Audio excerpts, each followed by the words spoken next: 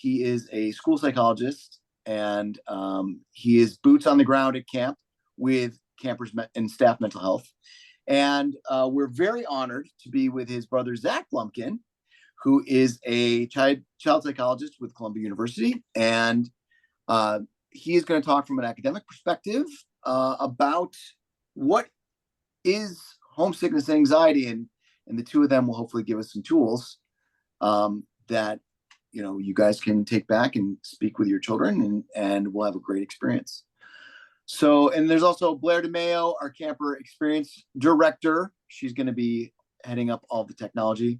So I think we're going to do the presentation, and then we're going to open it up for Q&A. So if you have any questions, Blair, would you like them to write them in the comments, in the chat? Yeah, if you put them, excuse me, if you put them in the chat, I'll keep an eye on that and share them with Zach and Josh at the end. Awesome. All right, without further ado, Zachary Blumpkin. Thanks, Mitch. Such an honor to be here. I guess I'll just start off by saying, as a child and adolescent psychologist, I love that Chateaugay has a camper advocate or camper advocates, that they've invested in this innovative and actually really exciting role. I think it's so important with all the things that our young folks are going through these days. That's well documented and supported by research. So just a shout out to Mitch, to Josh, to Blair, to the entire team for this amazing work. And so we can talk about the agenda next, but before I talk about the agenda, so Blair, feel free to pass to the next one. I do think I need to disclose that I spent many years at Chateaugay. So I was what's called a big house kid, while my dad was a camp doctor for many years, started in 82 till I think about like 87. Then I started on my path being a camper in 88 and ended in 99. Then I did 2 years in the kitchen and was an X-Men counselor as well. So spent a lot of time in Chateaugay, have a lot of fond memories and a big part of my childhood and even who I am today. So just wanted to name that disclosure, but we'll go through this as much as possible. Again, if folks have questions, feel free to just pop them off to Blair, and if they're for me and I can answer them, I will. And if it makes more sense to have a Chateaugay representative take it, then that's fine as well. So the way that I like to start most of these, and Blair, if we can go to the next slide, please. Thank you for your help with this.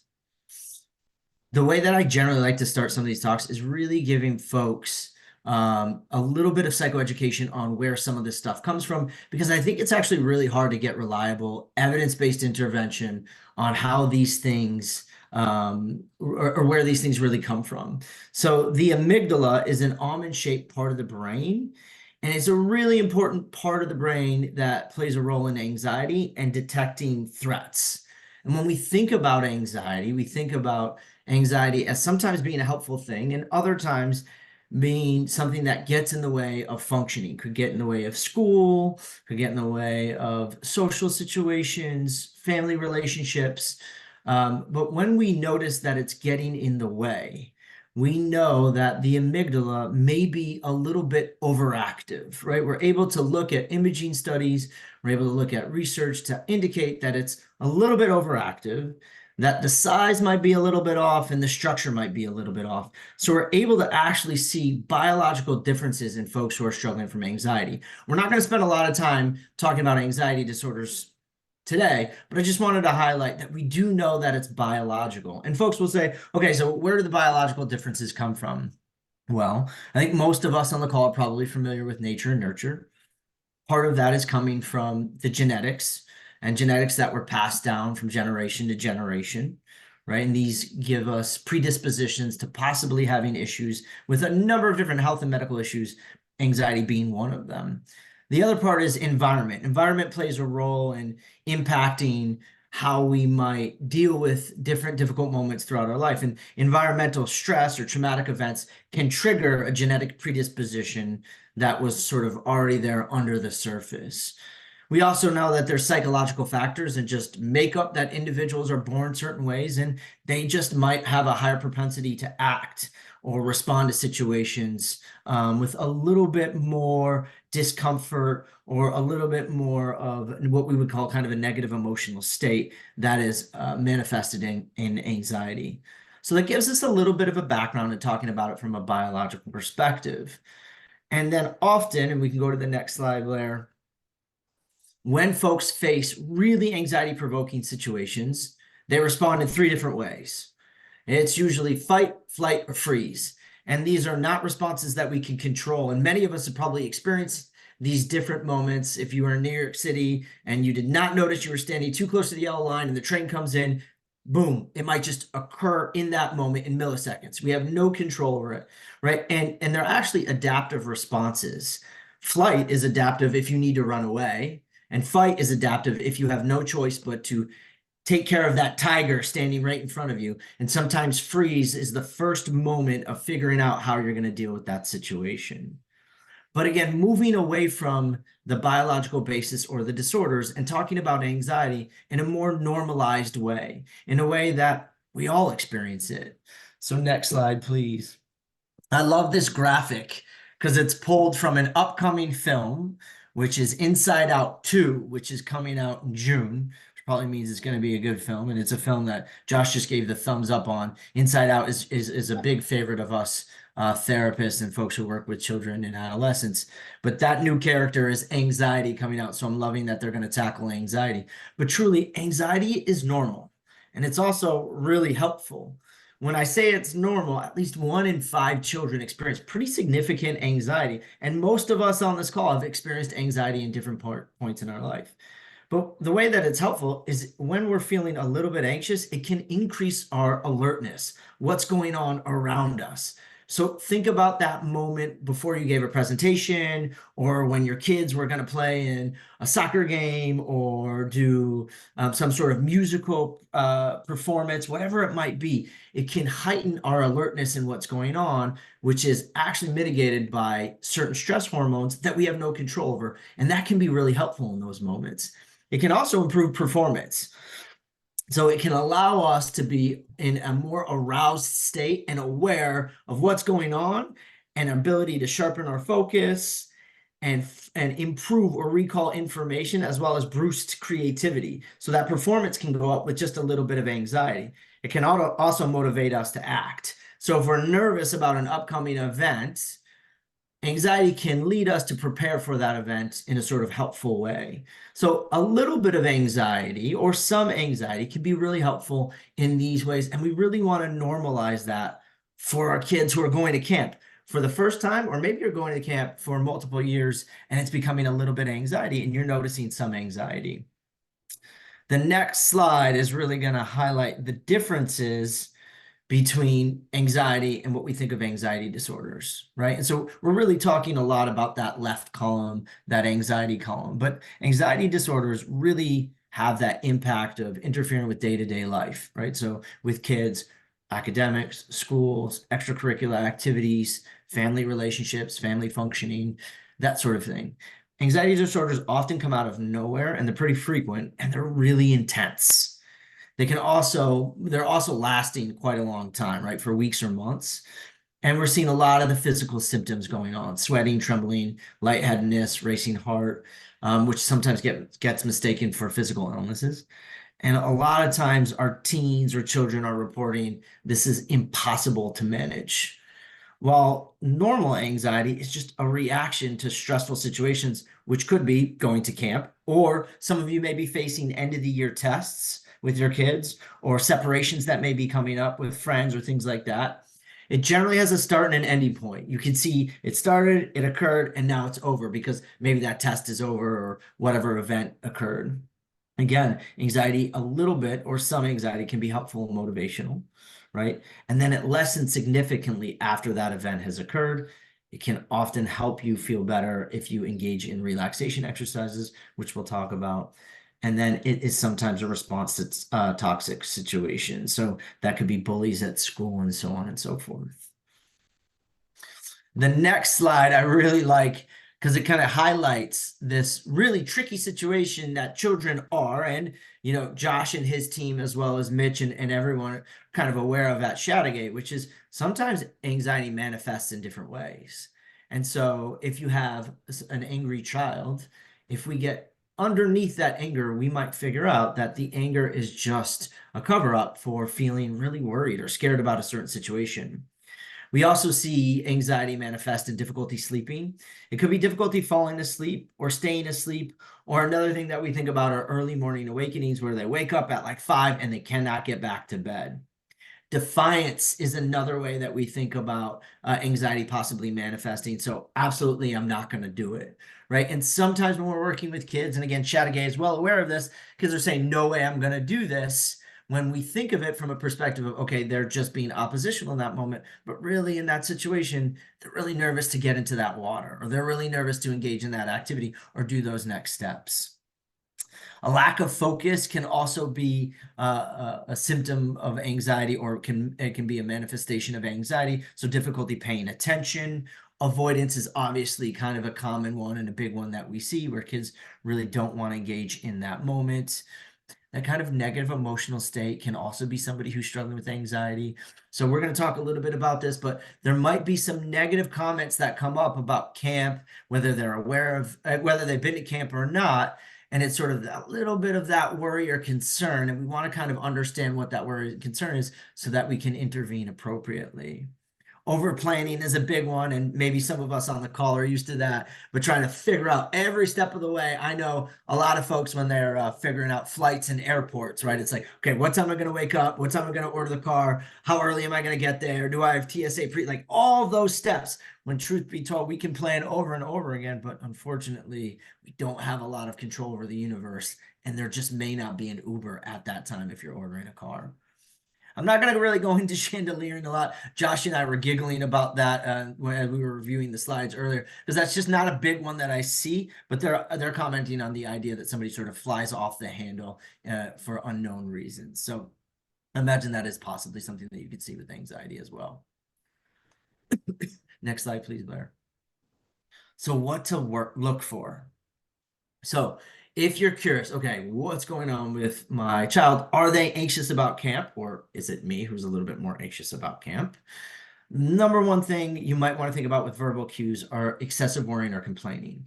If there's a lot of worries about being away from home, worries about making new friends, participating in activities, or potential problems coming up, it's probably a sign that they're feeling a little bit of anxiety. And again, that's normal. Most kids feel anxious about taking on such a big step in their development, right? The next thing that we'll see is sometimes negative statements about camp. I referenced it earlier. I'm not going to have any fun. It's going to be awful. They're going to make me get in the lake. All of these things, again, they would be things that we would be looking for, or you as parents might be looking for, to see if there's some anxiety going on. Repetitive questions is also something that we're likely going to expect to see from some kids who are struggling with a little bit of anxiety, right? And those repetitive questions are really things that you've answered over and over again, and they're still asking them and still asking them. Some behavioral cues that you might see is weeks before camp or days before camp, you might see even an older child clinging to you a little bit more than you're used to or they're used to. You might hear some talk about not feeling super well, headaches, stomach aches, trouble sleeping, changes in appetite. These can be signs that there's some anxiety going on, right? Again, we talked about difficulty sleeping. If you're noticing a real change in sleep, it's probably a little bit of a sign of anxiety.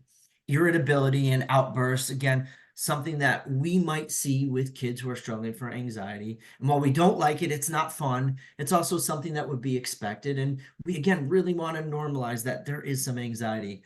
Nightmares happens. We've all had them before. Maybe I shouldn't say we all. Many of us, I'm sure, have had them before. Trying to get out of going, making up excuses. Oh, I'm sick. I can't go. I don't want to go. I want to see so-and-so. I want to do this other camp. This is going to be really important for my professional soccer career. Whatever they're saying, right? These are examples of how they might try to get out of it.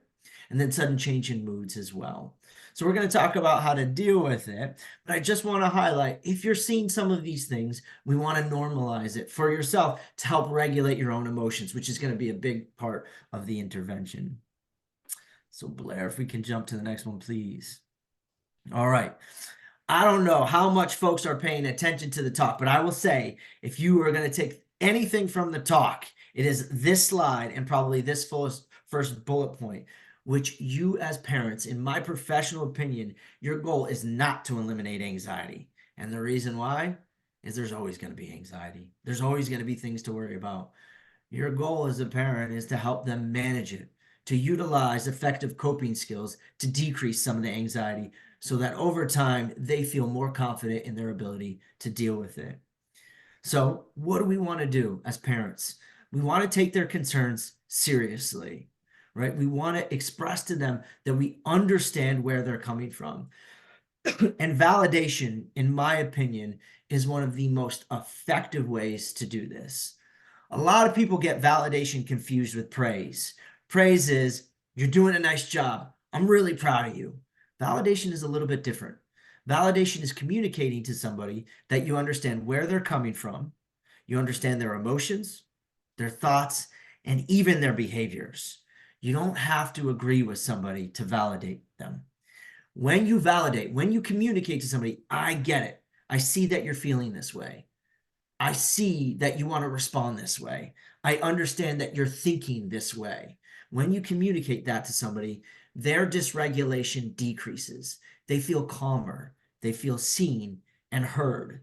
And then your ability to intervene will be that much more effective. But what's really amazing, what can happen with validation, if I can effectively validate somebody, then maybe they'll engage effectively on their own. Meaning that if they're saying, I'm really worried about camp, what am I going to eat? What if I have no friends? What if I have to do activities I don't want to do? And you validate their concerns, you might calm them down and they're going to say, well, you know what? I'll probably have a counselor that I'll be able to talk to about this. Exactly. They're able to get there on their own. Validation is a really, really difficult parental or parenting strategy to learn because it doesn't feel good. It doesn't feel good to listen to your child express all of their worries and their concerns, and all you're doing is sitting there saying, I see you, I hear you. It doesn't feel good not to problem solve, and it doesn't feel good to sometimes say, oh, don't worry about it, it's going to be fine. And yet, if you can do it, it can be a ridiculously effective strategy. One resource I want to recommend is The Rabbit Listens. It's a children's book. When this talk is over, you can go online and hit YouTube and listen to it. You can order it, you can read it, you can give it to your friend who's got young children. But The Rabbit Listen highlights a really beautiful way on how we can validate our children with the hopes of decreasing their dysregulation, helping them get calmer, and helping them get to a problem-solving place in their mind, right? It also can give us tips on how we don't want to act. Another way, another resource that I like to highlight, which is a funny resource, is a video on YouTube called It's Not About the Nail. This highlights another nice video on how we can offer validation. But truly, validation is one of the key strategies that you all can use to help your child feel heard and seen so that we can now intervene more effectively. Be really mindful of how you communicate. If they say something like, oh, they're going to make me do this or that, responding with, well, I had to do that when I was a camper, or rolling your eyes or sucking your teeth or being just, don't worry about that. That can actually lead to more dysregulation. So really working on how you respond. Also, provide positive but realistic expectations. We don't want to promise a child that their fears aren't unrealistic. Right? So they say, I'm not going to be able to make any friends at all.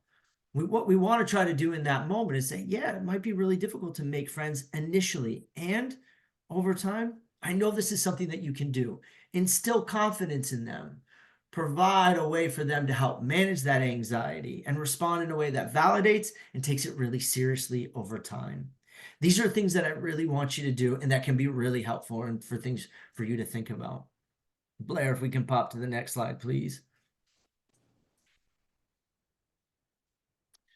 I want you to try to be supportive, as difficult as it sometimes can be when we're managing our emotions, right? Encourage them to tolerate their anxiety. The nice thing about anxiety, whether we like it or not, is it's gonna go down, right?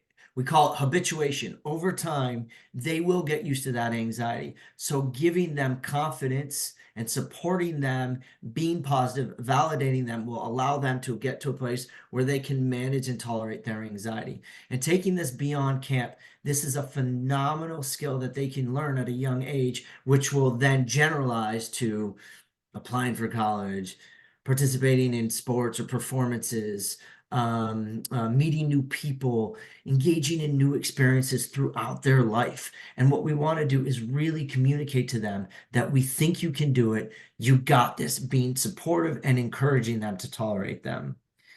We want to try to keep any anticipatory periods short and sweet.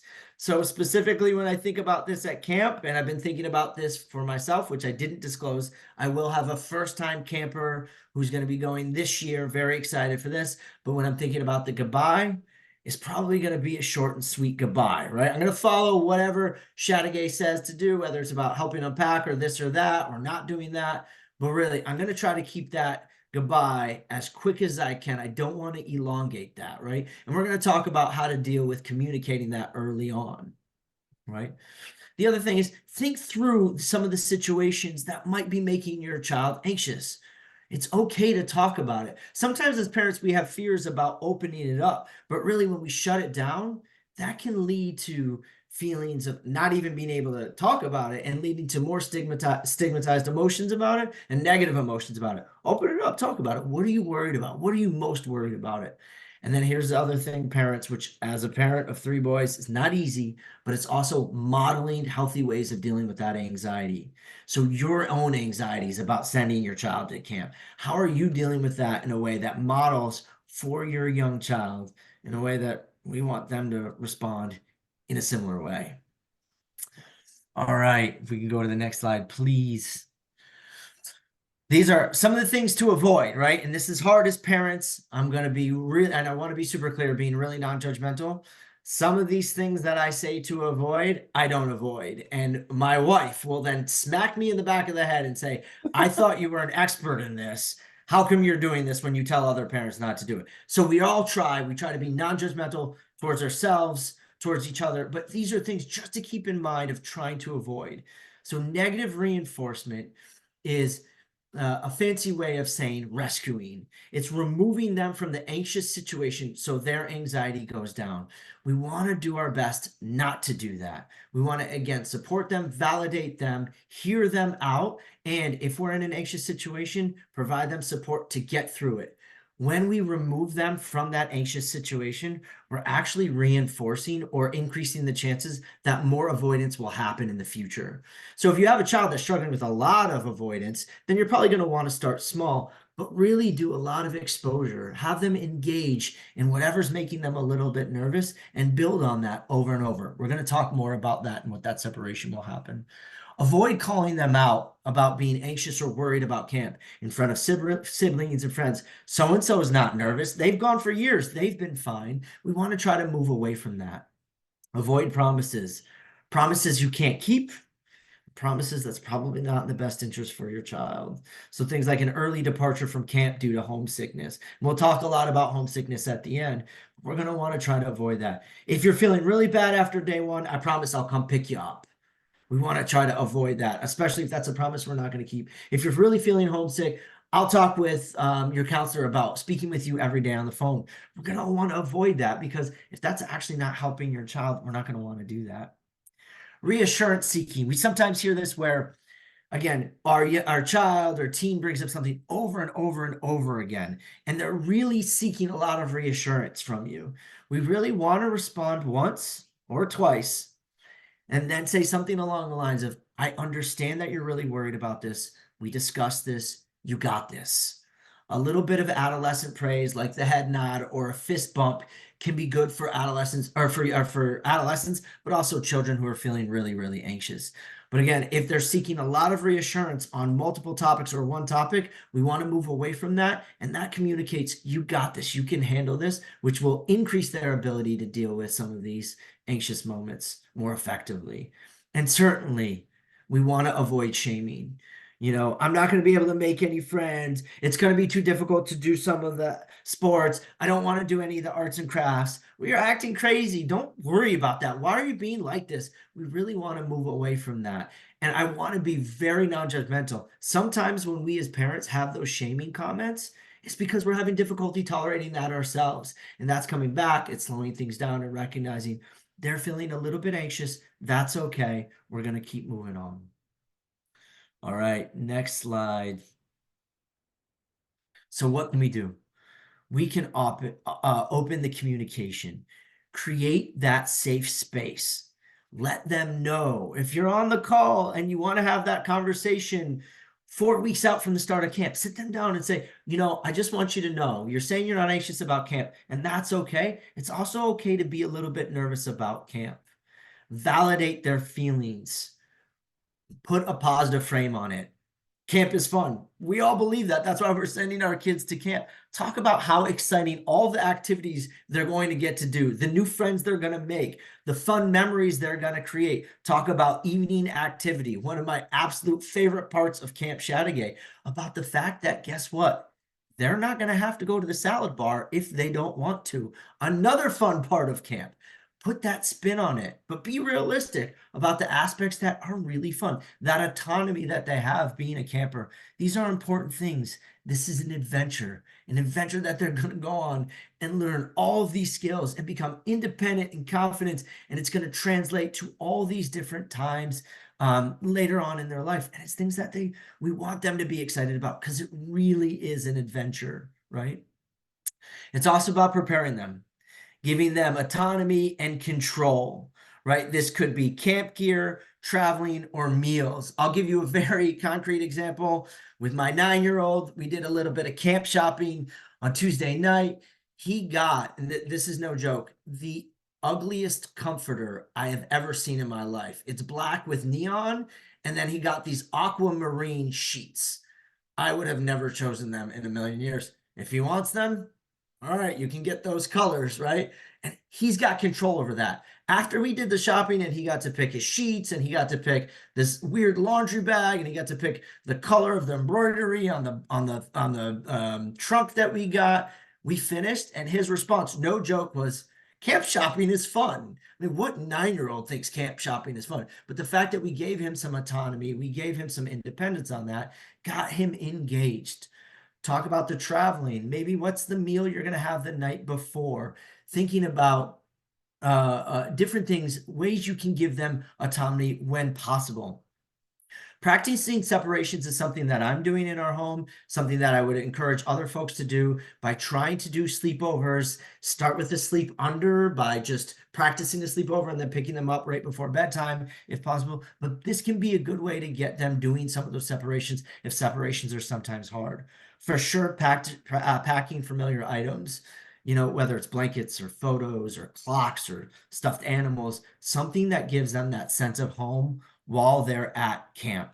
Again, I've talked about this over and over again, but it is 100% okay for you to ask, are you having any specific worries? Worries about the dark, about missing aspects like bedtime stories. Talk about solutions. Think of ways that you can support them about those specific worries they might be having. And again, normalizing that worrying is a part of life, and it would be totally understandable for a kid to be a little bit worried about going to camp for their first time or even second, third, or fourth. Next slide, please. Positive reinforcement. So this is really about role-playing some of those nervous situations, right? So thinking about, okay, so you're really nervous about a breakfast being served and you really don't want to eat it. So what would you do?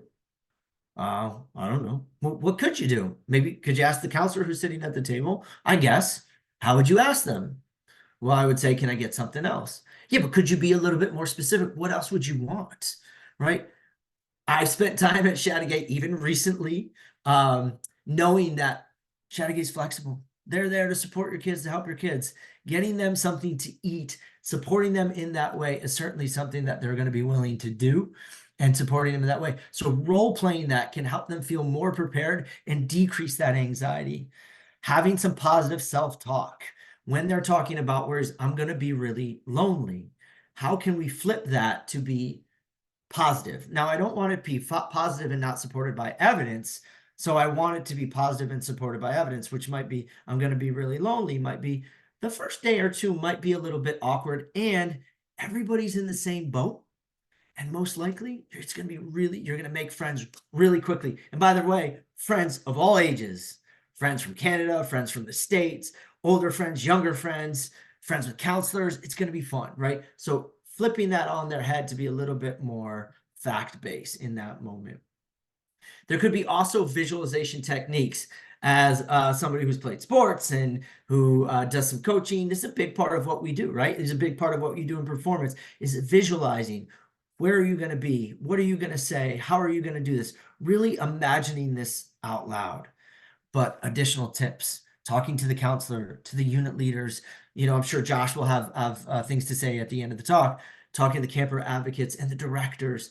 But a big part of this is, again, parental emotion regulation. And not to get into the annoying academic stuff, but there's so much research that's going on that really highlights that the parent's emotion regulation, so regulating your own emotions, staying calm, using your own coping skills, has a dramatic impact on not only how your child responds, but their actual biology. So it's really important for you to get support from your support system and make sure that you're regulating your emotions when you're having these conversations and when you're prepping, and even you role playing. What's the goodbye going to look like? What's some positive self-talk for you? And what are some visualization techniques? I can imagine myself getting a little bit upset, getting teary-eyed. That's okay.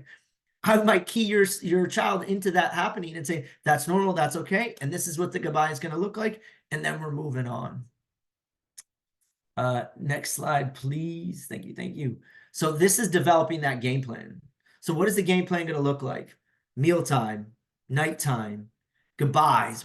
How are we handling that in that moment, right? How are we going to address that? So working with them to construct what the plan is going to be looking like. And then again, practice it over and over again. And if it's like, no, that's not going to work. Okay, that's fine. Switch it up, change it. Now write the plan out. And if there's a significant anxiety, this might be something that you might want to send to camp so they know what the plan is, so they can support that plan. And again, this plan could include some sort of signal to the counselor. Could be a code word. It could be something that we're going to implement even on night one, where the counselor knows how to engage in that coping plan in that moment. It could be the use of fidget toys. It could be deep breathing. This is something you can get on YouTube, or progressive muscle relaxation, which I highly, highly recommend. Might be hard for some of the younger kids to do independently on their own at camp, but it can, or cognitive restructuring, which is what we just referenced in the previous slide, which is that kind of positive self-talk. But coming up with a plan that your child can utilize on their own, which could be supported by the counselors, can be really helpful. And I would tell you that if I was a betting individual, I would bet that some parents would develop a plan, then tell the counselor, we're going to need it night one. And guess what's going to happen night one? You're not going to need it, because that child is going to be in a bunk with all of the kids their same age who are going through the same thing, who are excited about what happened that day and what's going to happen that next day, right? So I really think sometimes we might be over planning, which in the end isn't a big deal. You come up with a plan, you don't utilize it, that's fine. And they'll still have it in the back pocket if they need it. So just something to think about. Next slide, please. We're cooking with oil. All right, this is the last topic, and then we'll have plenty of time to ask questions for me and maybe more pertinent to Josh and his team. But highlighting that homesickness is super normal. So what's really interesting is these numbers came from a study that I was able to find, where they saw that campers, first-year campers, about 83 to 95% reported having some form of homesickness throughout their time at camp. So the good news is that it's normal, and that feeling homesick doesn't mean that they're not having fun or that camp isn't a good fit. And what we're also able to see with the research is that it does fade over time. And it really involves becoming very busy with activity, making friends, right? Settling into the routine. And over time, we see this big drop off. Also want to kind of name that homesickness does have a bit of an evolutionary history. So if you think about it, it plays a role when a long, long time ago, when we were living in caves with groups of people and we were getting berries and nuts, and we were gathering all this stuff. If we went too far away and then had a little pang in our stomach of, I might be getting too far away, that was adaptive. It brought us back to our crew so that we had that safety in numbers. I'll also highlight that there are cultural variations where there isn't as much homesickness in certain cultures. I think in mainstream American culture, it's probably something that you're going to see. And homesickness isn't about just being worried about a physical location. It's about that routine. And as a new routine replaces it, there's actually going to be, we're going to see that lesson over time. So that kind of helps us understand it, right? We also know that homesickness can manifest in physical responses. That's covered at Chateaugay. We have, the physicians and nurses who are available. So just something to think about. The next slide on homesickness is I would be prepared to talk about homesickness before you go to camp. You have the coolest child who is good to go, no anxiety, letting them know, hey, there's this thing called homesickness where you might have this little feeling in your stomach, or you might have this worry thought about just, wanting to come home. Super normal. Letting them know that can be very, very helpful. Also, packing that comfort item can help bring them back or feel grounded in this new environment. And camp moves so quickly and happens so fast that the routine, they'll get used to it in just a couple of days for the most part. So that's something to think about. There's also the recommendation, which is, I recognize kind of annoying one, is to stay connected or don't. So what does that mean? It means some kids really benefit to have some ongoing connections, whether that's an email or written letters, within limits, right? And we could talk more about what that looks like within Chateaugay. But for some kids, it's acknowledging that actually staying connected exacerbates the situation. So taking a little bit of a break or slowing things down can actually let them feel more at home at camp. And again, that comes back to parental emotion regulation and acknowledging that when I get off the phone or when we engage, they sound much worse at the end of the call than at the beginning. And I'm getting that report from camp. That might mean we need to make the call as a parent to take a step back, because we don't want to negatively impact them. And we need to regulate our own emotions and instill confidence that they'll be able to get through this homesickness. And again, just to provide more support on how adaptive this is, you have an 8, 9, 10, 11, 12, so on kid who's learning how to deal with this at this age. Think about what it's going to look like later in life, and how much skills or how many skills they'll be able to generalize to other situations later on in life is really, really important. And I cannot advocate for it more.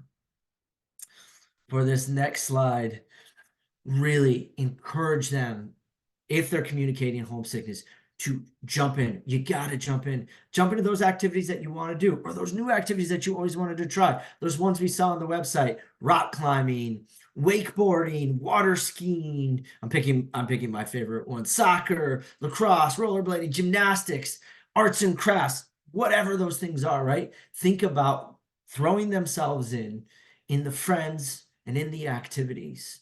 Encourage them to go to their camp counselors to support them. Go to your counselor. They're there to support you. And then counselors know and will pull in the camper advocate if needed. What we really focus on, and what I've talked to Josh a lot about, his team, and Mitch and Blaine and everyone, it's really about normalizing, validating, and then redirecting. And that can really help them get settled in that moment, which is so important. With that, we have some resources. Recommend just going online, checking these out. These are independent resources, although I can name that I am connected with New York Presbyterian, but still I thought it was a good resource. And then if folks feel comfortable chatting or opening up and asking questions, again, Chateaugay specific for Josh or general questions for me, we can field those, and really appreciate everybody taking time to come today. Zach, thank you so much. That was awesome. Yeah. Blair, how do we open this up for questions? Everyone should be able to unmute themselves if they want, and they can say them out loud if they feel comfortable, or you can still use the chat function and I can read them aloud if people prefer. Okay, I did notice that I think Deborah Stroll had one in there. Oh, Mitch, I was basically just saying, if you already know what strategies work best for your child in order to de-escalate or help them self-regulate when they're anxious, who is the best person to communicate them with? Is it Josh or is it their unit leader? Like, how do I go about that process?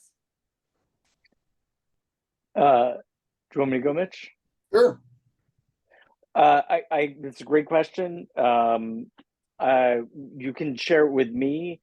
and the unit leader. I think those two people would be the best two people we will then funnel it on down to the counselors, make sure they're understanding the strategies and how to implement them the best. Certainly I think the unit leader would be the number one person, but including me on that would be great as well. Would it be something like where we could arrange like a 15-minute Zoom call and just like do it orally, or how would you want to? I don't want to involve everybody else in this for like, too much. Yeah, but no. Well, I think it's a good general question. I think for sure I can. Right now, my school year is still going pretty yeah, strong, but I'm dealing with as it goes graduation through, as well with my grade yeah, 6. So as it gets into June, it'll quiet down, and I'm able to free myself up to make phone calls to parents that need that. In addition, and I think this might have been sent out recently. You will be getting a phone call directly from your unit leader. That's about like a week before camp, because we're still, trying to figure out who all is working with which campers and things like that. But for them, that would be the ideal time. But yeah, reach out to Mitch, Blaine, Blair, and let them know that you want to have a conversation with me. I'm happy to do that. sounds perfect. Yeah, for those first-time campers or first-time families that are joining us, there is a process that we have where the unit leader, which is the grown-up that will be working with your kids all summer, they reach out to you in advance, about a week advance of the campers coming, and you can talk to them about just about anything that you feel is important to let them know about your child. And then also, if you want to set up a call in advance with either Josh or Winnie. Winnie is our other camper advocate this summer. You can certainly send me an email, send Blair an email. Blair is our camper experience director, so she is really there to ensure that their experience is awesome. That's really her job description. So feel free to reach out. We have put a lot of different people in place to be available to campers, and all these people have different ways of communicating, and the reason why is that everybody communicates differently. So there's a lot of touch points that campers can have to find the support that they need, whether it's their counselors or their unit leader or the camper advocate or me or the nursing staff. There's a lot of places they can go. Do we have any other questions? This was a really great session. I really appreciate having this opportunity. We have two sons that are twins that are going to be first-time campers, and it seems pretty normative to have these kind of separation anxieties. So at what point do we get notified that there could be something you addressed or you saw in one of our kids that, needed your attention, or do you let it, like at what point do you like feedback loop to us to let us know, I think there might be some issue, or how do we even get feedback that there could be something going on? I think a lot of that will be a case by case basis, and would be led by the unit leader. The unit leader takes priority, is the point person in terms of contacting the family. But it's difficult to kind of encapsulate all the different scenarios. They may bring me in, they may bring Blair, or as Mitch said, Winnie, which is, I'm really excited that we're going to have a female camper advocate. That just makes it accessible to pretty much everybody, and it's good for me to be able to support, kind of bouncing ideas off of. But yeah, I would say it'll be the unit leader bringing their attention. I was going to add on, but Zach did such a great job of just kind of talking about all the different scenarios and things of that nature. The homesickness, the vast majority of the homesickness is just small little acute moments where there is downtime, and after, I would guess, day 2, the majority of them are all kind of gone, and any other little moments of anxiety are focused on, I'm nervous about going water skiing, or I'm nervous about this, or I'm nervous about that. And we do a great, or I think we do a great job of training the staff, counselors, unit leaders, and everybody to help support the children in those needs, so that it's only large scale kind of concerns that are brought to Winnie or myself. Mitch, was that? Yeah, I think, it's important to realize that this is a new experience for so many people, and there is no, nobody really goes through it exactly the same. So it's okay to reach out to, I think the unit leader is the point person. And I always tell parents, if it's a problem, if we scale our problems on a scale from 1 to 10, 1 being nothing major at all, and 10 being like, oh my gosh, this is an emergency. If it's a 1 to 6, go to the unit leader. If it's a 7 to 10, come directly to me. I want you to text me. I want you to call me. And this is just any questions or curiosity you have, because as a parent, if I wasn't with my children and I had some urgent concerns about them, I would want to have a way to voice them to somebody that I felt could really, make a difference for them. So, I really don't want any parents out there sitting there struggling with concerns about what's going on with their kids. We have a lot of, this year, all the unit leaders are going to have a cell phone. They're not going to use it all day long because we're electronics free, but there's going to be a direct number you can call. So you have to call the main number and, leave a message, stuff like that. So it's what you're speaking to is very, very important until you get the hang of it. Thanks. No problem. Any other questions?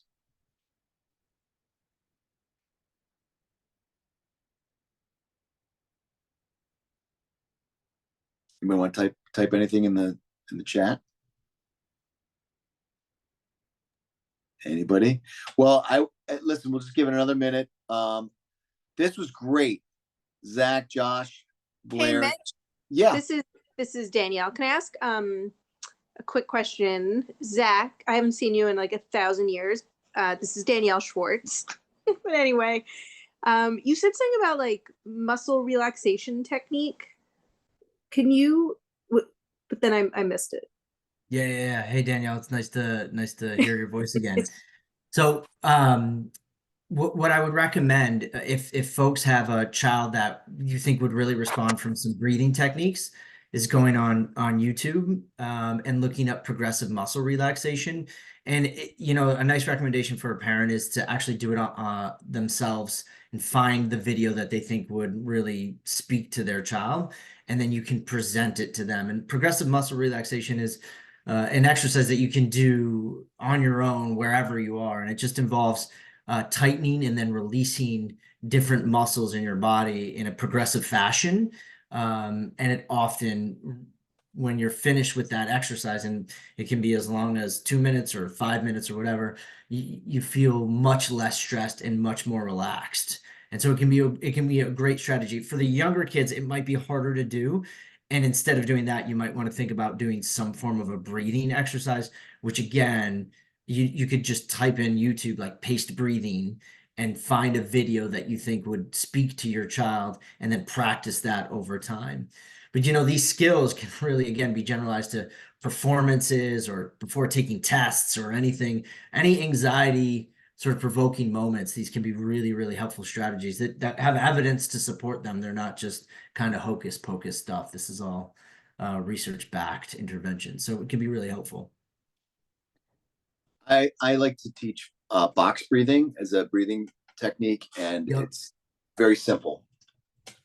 Just Google box breathing. Yeah, no, she does that. I mean, and I can attest to how great Josh and Mitch have been with my older daughter over the years. So this talk was great, and you also actually do what you say. You help the kid, they get through it. It isn't always like the worst thing ever when they need to try something new. And she's excited that Josh is going to be there. So, all right. Thank you. Yeah. We're excited for both of them. Anybody else? Oh, yeah. Deborah. I was just going to say what I find very useful, especially with my students, like before a test on YouTube, there's like candle and flower breathing, and they have to blow out the candle and then smell the flowers. And so it slows down their breathing, and they have that visual on YouTube that they can do it with. Awesome. Thanks, I Deborah. use it at home and I use it at work as well. Fantastic. Anything else in the last couple minutes here? Anybody? I had a question actually, which I put it in the chat, but I don't know if I put it in the right place on the chat. But do we get any sort of feedback from someone, whether it's the unit head or the counselor, in the first few days or the first week of camp, or when, or is it just if they're like, is it a no news is good news sort of philosophy? We have a routine where they reach out to you within the first couple of days just to let you know. I mean, we'll reach out to you once they get there. If they're taking a bus or whatever, saying, hey, they made it here. And then the unit leader will check in with you that first couple of days for sure. And then you and the unit leader will kind of develop a routine that works for you. You just let them know, how you like to check in with them every couple of days, every 3 days. And this is with you and the unit leader. And and they're totally open to that. Great, thank you. Yeah. Anything else, anybody? Well, Zach, Josh, Blair, and everybody, thank you so much for joining us. This was great. I was sitting there and I had a moment. Melanie, I had a moment where when Zach was speaking, I just was like, I can't believe that this is Zach Attack, Zach. Mitch, Melanie is Zach and Josh's mom. I just want to jump in. We Hey, did get one last question. Oh, yeah. Did you want to take it, Blair, or do you want me to? Yeah, I mean, I'm happy to. The question Go was, ahead. will parents meet the unit leader at drop-off? And yes, that is the case. So how it works when parents do come and drop off their campers, we have what we call the welcome wagon set up at the gates of camp. So you'll come in, you'll check in with your camper, and then immediately they will find out which age group and unit your camper is in, and they'll call the unit leader over to then escort you into camp and start the process. So you will meet them first thing when you drop them off. Great question. All right. Thank you, everybody. Again, Zach, Josh, thank you so much. Good night, everybody. Folks, take care. Thank you.